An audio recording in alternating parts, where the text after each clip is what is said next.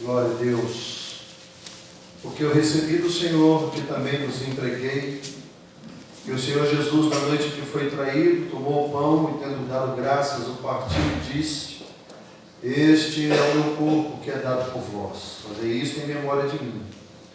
Por semelhante modo, depois de haver ceado, tomou também o cálice, dizendo: este cálice é a nova aliança no meu sangue. Fazei isto todas as vezes que o beberdes em memória de mim.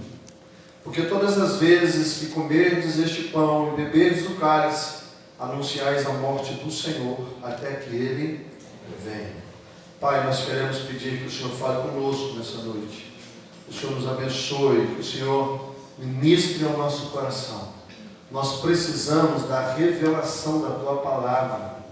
Revela a Tua Palavra ao nosso coração.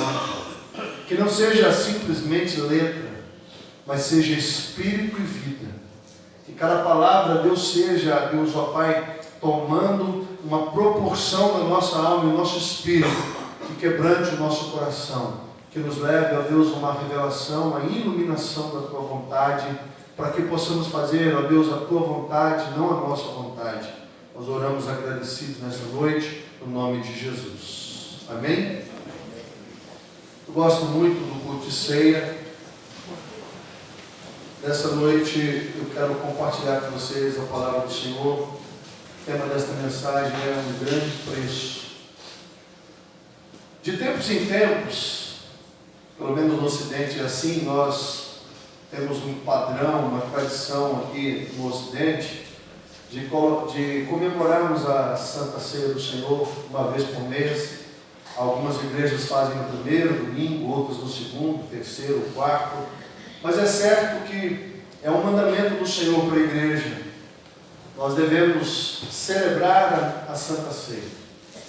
Porque o Senhor nos diz que é necessário que a gente se lembre do que Ele fez.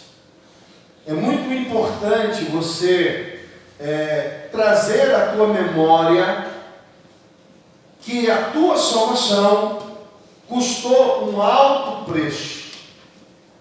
Irmãos, é muito complicado você, às vezes, na sua caminhada com Deus, você perceber que, infelizmente, pessoas e muitas pessoas perdem a perspectiva de que a tua salvação foi conquistada pelo Senhor com alto preço.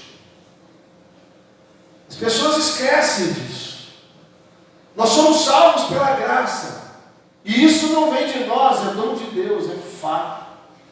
Nós somos salvos pela graça porque a salvação é uma obra de Deus em prol da nossa vida e nós não merecíamos isso. Por isso que a salvação é pela graça. Mas nós também precisamos entender que ela não foi de graça. Irmão, você não foi salvo de graça. Foi algo, um preço muito alto. Eu quero que você abra a sua Bíblia em 1 Coríntios capítulo 6, verso 20. Vamos ler alguns versículos para você embasar essa palavra e essa verdade no seu coração. 1 Coríntios capítulo 6, verso 20 diz assim: porque fostes comprado por... O que está escrito aí na sua Bíblia? Porque fostes comprado por bom preço. Algumas traduções falam, porque fostes comprados por preço. Agora, pois, glorificai a Deus no vosso corpo. 1 Coríntios 7, 23.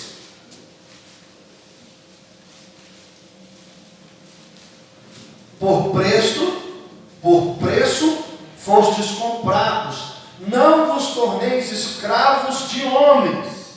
E nós poderíamos ler Atos capítulo 20, 28, 1 Pedro 1, 18, Apocalipse 5, 9, Apocalipse 1, 5, Tito 2, 14, Colossenses 1, 14, Hebreus 10, 29, Hebreus 9, do 12 ao 14, Hebreus 12, do 1 ao 4, e todos esses versículos iam mostrar para mim e para você uma verdade. Você não foi comprado por ouro ou por prata. A tua salvação foi comprada pelo precioso sangue de Jesus, e é por causa deste sangue que você foi aceito na presença de Deus. E é necessário que você compreenda isso, para que você dê o devido valor, para que você saiba qual é o preço e é o valor da tua salvação. Tudo tem um valor, tem um preço. Você vai comprar uma casa, você vai comprar um terreno, você vai comprar uma roupa, você vai comprar alguma coisa, uma joia, um relógio, tem um preço, tem um valor, e você precisa entender que Deus está usando uma linguagem que nós conhecemos. Porque na verdade, o preço que foi pago, ele é inimaginável, imensurável para nós humanos. O valor da tua salvação é a vida do Filho de Deus. Você foi salvo pelo sangue de Jesus. E a Santa Ceia, que tem o copo de suco, o copo de água, o copo de óleo, que tem o pão, está falando exatamente desta obra. Que Ele se fez carne e que Ele habitou entre nós. E que Ele, como homem, foi à cruz, morreu no seu lugar, morreu em seu favor, derramou todo o sangue dele. A Bíblia diz que quando o soldado romano furou a sua lateral, saiu água, saiu sangue. A Bíblia diz que no Getsêmani, Jesus estava agoniado a tal ponto que ele transpirou gotas de sangue, derramou sangue. A luta de Jesus contra o pecado derramou sangue dele. Quando lá no capítulo 3, no livro de Gênesis, no versículo 15, quando Deus fala em colocar a inimizade entre ti e a mulher, entre a sua semente e a sua semente, e este te ferirá, e você ferirá a cabeça e ele te ferirá o calcanhar, Deus estava falando que Jesus viria e ele lutaria contra o pecado, e o pecado seria esmagado por Jesus, mas que o pecado iria machucar Jesus. Não iria matar Jesus, mas numa linguagem bíblica, o pecado machucou Jesus. Na luta de Jesus contra o pecado, porque Satanás não tem força contra Jesus. Um sopro da boca de Jesus, o inferno inteiro cai por terra. Mas por uma questão legal, de justiça, Jesus teve que lutar contra o pecado. E essa é uma mensagem que muita gente não compreende. Você precisa entender isso. Não é só um copo de suco com um pedacinho de pão. Não é, querido. Isso é só um meio de Deus ativar a sua capacidade cognitiva, de você perceber, sentir, porque nós somos seres que têm sentidos. Quando você pega o pão e pega o cálice, o que Deus está dizendo para você e para mim é o seguinte: você se lembra do que eu fiz por você? Porque às vezes as pessoas se esquecem, né? Parece que o que foi feito não tem tanto valor assim.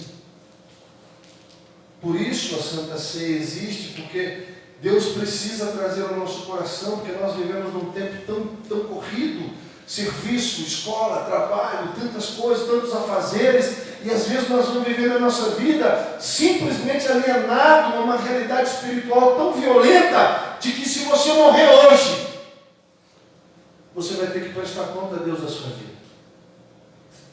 E nós gastamos tão pouco tempo com questões espirituais, e gastamos tanto tempo com questões que são efêmeras e passageiras e que não vão adiantar absolutamente nada se o Senhor chamar a tua ceia hoje. Se o Senhor chamar a tua ceia, a sua vida acabou. Não, eu vou viver muitos anos. É o que você acha. Você vai viver quantos anos? Eu vou viver mais 30, vou viver mais 50, vou viver mais... Não vai. Você não tem amanhã. O ser humano lê a Bíblia, mas não entende o que a palavra do Senhor está dizendo. Você só tem hoje. Só hoje. E cada dia que você acorda, você tem que estar ciente disso, que você não tem o mês de agosto, a semana inteira. Isso é uma possibilidade. O que você tem é o dia que você acorda. Você morre quando você dorme e ressuscita todo dia de manhã, espiritualmente falando. É necessário que você entenda isso. Nós não estamos aqui simplesmente por uma questão de liturgia, ou simplesmente por uma questão religiosa, filosófica, ideológica. É necessário que você compreenda isso. A mesa do Senhor nos lembra: olha, eu paguei um preço por isso. Não, a vida é minha. Não é. Não é. Não, é minha vida. Não é. Ou você é servo de Cristo, ou você é servo do pecado. Você não faz o que você quer. Você está entendendo? Ou você serve a Cristo, ou você serve o pecado. Não existe possibilidade, e aí eu vou mostrar para você que nós estamos aqui para isso. Abra sua Bíblia em Gálatas, capítulo 2.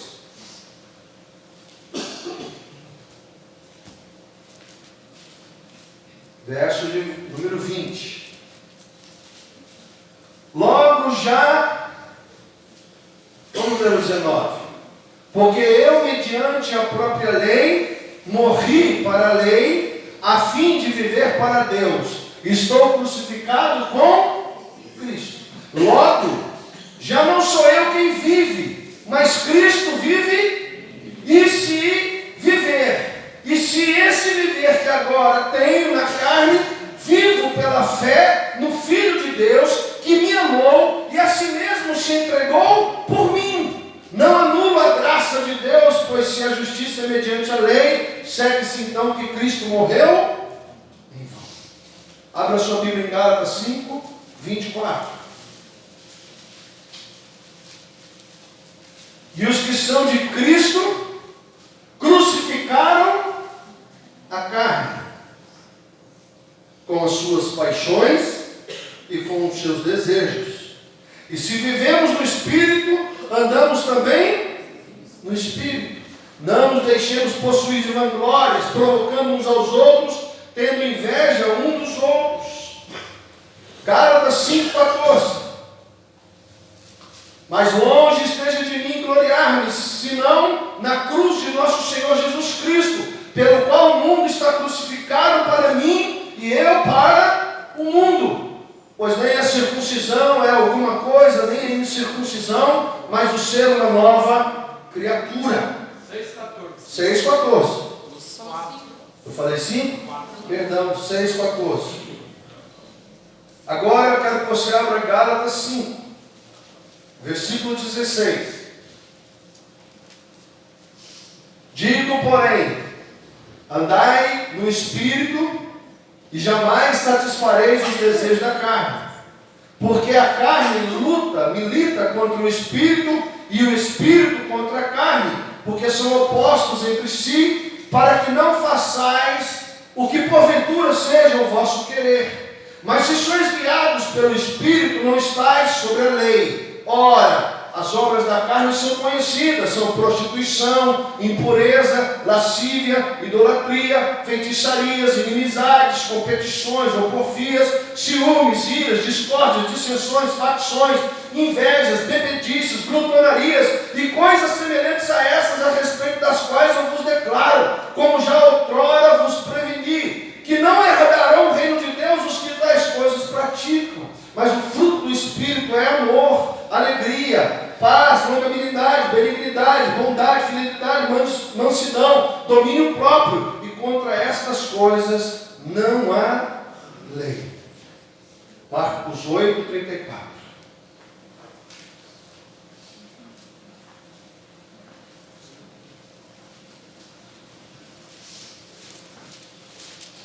Marcos 8, 34.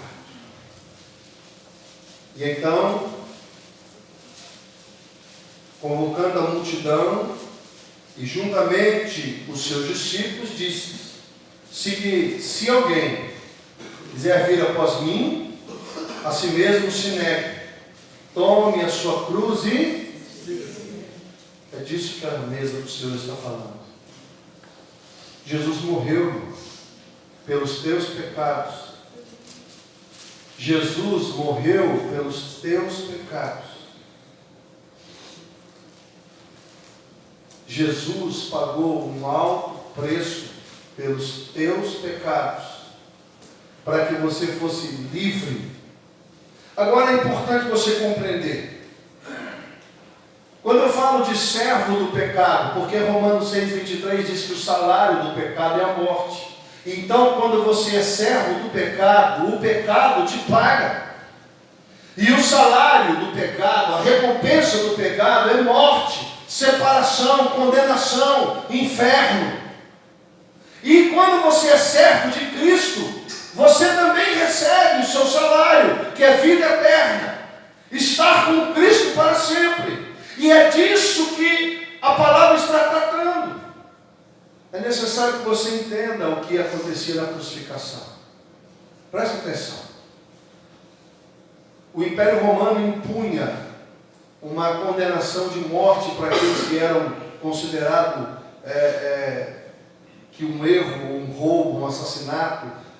E eles levavam lá para o juiz, julgavam, e aí eles açoitavam ou dava a condenação, e era comum que a pessoa condenada levasse a cruz ou uma parte da cruz. E quando a pessoa passava com aquele madeiro, as pessoas gritavam e diziam assim: eis aí o morto-vivo, um homem que está vivo, mas agora mesmo vai morrer.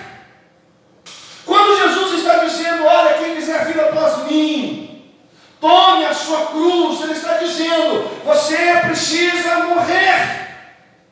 Morrer para você mesmo, morrer para os seus desejos, morrer para a tua vontade. Sabe qual que é o problema de Deus com a humanidade? Nós não morremos. Nós permanecemos vivos, cheios de vontades e desejos. Somos o nosso próprio Deus. Decidimos qual é o nosso caminho. Nós somos os nossos deuses. E todo Deus falso promete coisas que não podem ser cumpridas. Por que as pessoas estão doentes? Por que as pessoas estão depressivas? Mal do século. Por que as pessoas estão ansiosas? Por que as pessoas estão com síndrome do pânico e a lista é gigante? Porque as pessoas estão decepcionadas por alguma coisa que elas sonharam, desejaram, que não estão de acordo com a revelação da vontade de Deus. Você cria expectativas que você não vai suprir, e obviamente você vai sofrer, porque Deus não os tem, não é esse o caminho de Deus para a sua vida. Por isso Jesus fala para nós aqui na mesa: você quer me seguir? Tome a sua cruz. A sua cruz não é luta, problema, família, sogra, sogro, mulher. Não. A sua cruz significa você morrer para você mesmo, morrer para o pecado, morrer para as suas vontades. E aí você tome a sua cruz, negue-se a si mesmo, porque você está sendo Deus da sua própria vida. Jesus está falando: olha, lembre da minha morte até que eu volte. Por que Deus está dizendo isso? Por que a ceia está falando de morte e ressurreição? Porque Deus está constantemente lembrando a nós que há um preço nessa guerra contra o pecado, e você precisa entender que a ceia está falando de morte, está falando de ressurreição, está falando de vida eterna, mas você só vai viver se você morrer. A Bíblia diz: se o grão de trigo cair na terra e não morrer, fica ele só, mas se morrer, dá muito fruto. A mesa da ceia lembra a mim e você que você precisa morrer. Eu quero, eu penso. Você mesmo sendo o Senhor da sua própria vida. Negue-se a si mesmo. Negue-se a si mesmo. Morra. Pega a sua cruz aí, querido. Seja um morto-vivo. Ali, ó, eis o morto-vivo. Está morto. Por isso, Gálatas 2:20 diz que a morte, quando eu morro para o mundo, quando eu morro com Cristo, eu ressuscito com Cristo e vivo para Cristo. O Salmo 23 diz: o Senhor é o meu pastor e nada me, e ainda que eu ande pelo vale da sombra da morte, não temerei mal nenhum, porque tu estás comigo. Muita gente doente, sofrendo com um monte de ziquezira. Por quê? Porque não estão olhando para o Senhor. Irmãos, olhem para o Senhor. A mesa da ceia é um lembrete para você. Oh, eu morri por você, para você mudar de vida. Eu morri por você, para você ser nova criatura. Para de se meter em muitos enroscos, porque você está ansioso por muitas coisas. Você está querendo muitas coisas, mas qual é a vontade de Deus para nós? A vontade de Deus para nós é que a gente morra com Ele, para que a gente possa ressuscitar com Ele, para que a gente possa viver para Ele, porque presta atenção no que eu vou te falar. Quando você morrer, a única coisa que vai importar é se o Senhor vai estar com você. As pessoas estão afadigadas dos seus muitos afazeres, só que você vai morrer. A mesa da ceia é para isso. A mesa da ceia é para você lembrar que a vida é eterna. Pastor, e os meus sonhos? Salmo 37. Agrada-te do Senhor, e o Senhor satisfará os desejos do teu coração. Pastor, e eu? Eu o quê? Você está morto. E as minhas vontades? Pregadas na cruz. E os meus projetos? Pregados na cruz. Não, pastor, mas eu gosto de fumar, eu gosto de beber. Não, você não está entendendo. Jesus comprou de você os teus desejos e as tuas vontades. E é necessário que você morra com Ele, porque a ceia está te lembrando disso. Morte e ressurreição. Comeu pão, bebeu cálice. Lembre-se, o Senhor Jesus morreu por você e pagou um alto preço pela sua vida. E você não pertence a você mesmo.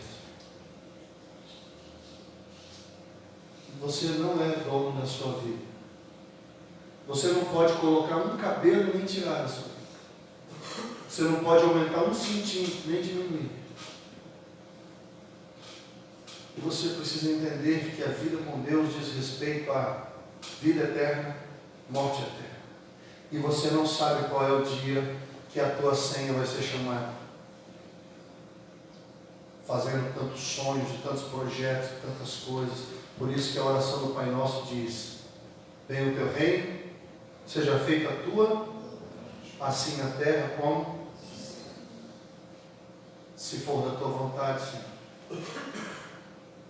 Irmãos, é por isso que a ceia é tão importante, porque Deus usa este momento para trazer ao nosso coração uma mensagem de que nós somos comprados por um alto preço. Você não é dono da sua vida. Você não é dono. Ou você vai servir a Cristo, ou você vai servir o pecado. E se você servir o pecado, o salário é morte e destruição. E se você servir a Deus, você vai ter vida abundante. E aqui, vida abundante não é grana, é vida eterna. Paz, longanimidade, benignidade, mansidão, domínio próprio, a alegria. Por que andais ansiosos por tantas coisas? Você não está entendendo que você vai morrer? Você não entendeu que você pode morrer hoje? Você não entendeu que você pode morrer amanhã? Você não está entendendo? Não, eu ainda tenho muitos anos de vida. Será que você tem? Você conhece alguém que estava com você num dia e morreu no outro?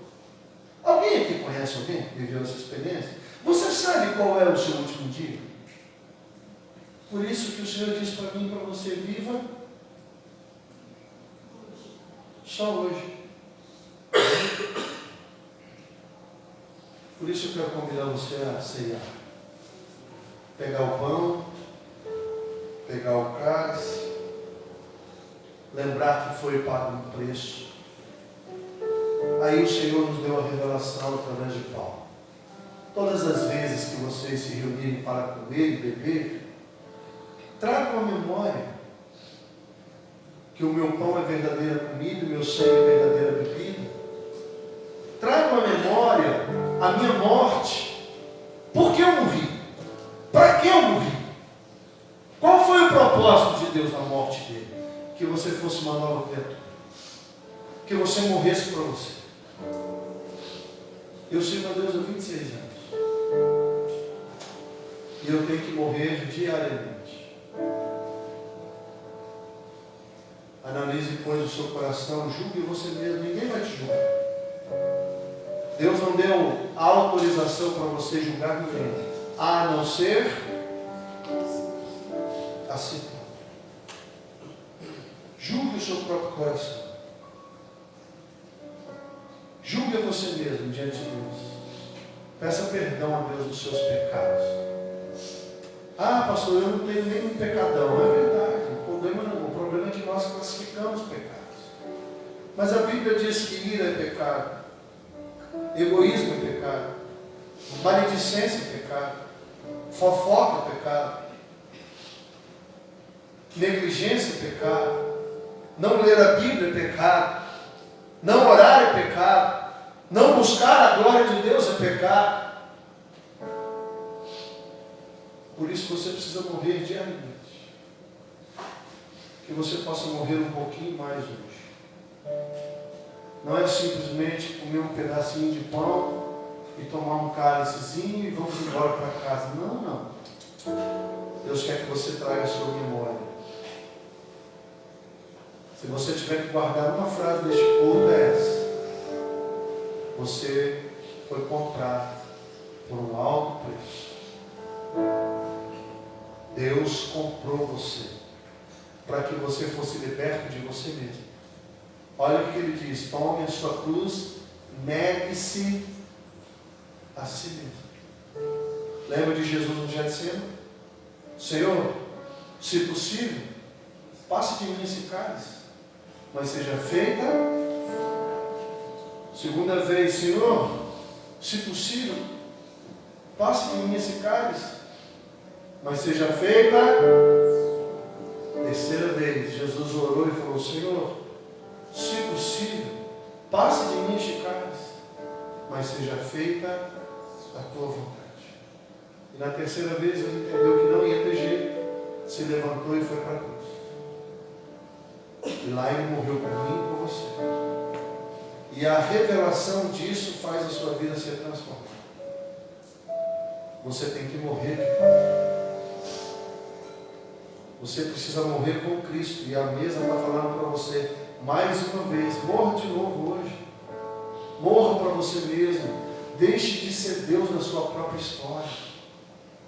Volte-se para Deus. Você está andando no seu próprio caminho, fazendo a sua vontade, e você vai sofrer. Quando a gente sai do caminho de Deus, a gente sofre. Quando a gente se torna Deus na nossa própria vida, a gente sofre. Volte-se para Deus e siga a vontade dele para a sua vida. Não, mas eu não concordo com a vontade de Deus. Você não tem direito. Porque você estava morto em seus delitos e pecados. E o Senhor te alcançou. E a vida que você tem agora não é sua. É dele. Sirva.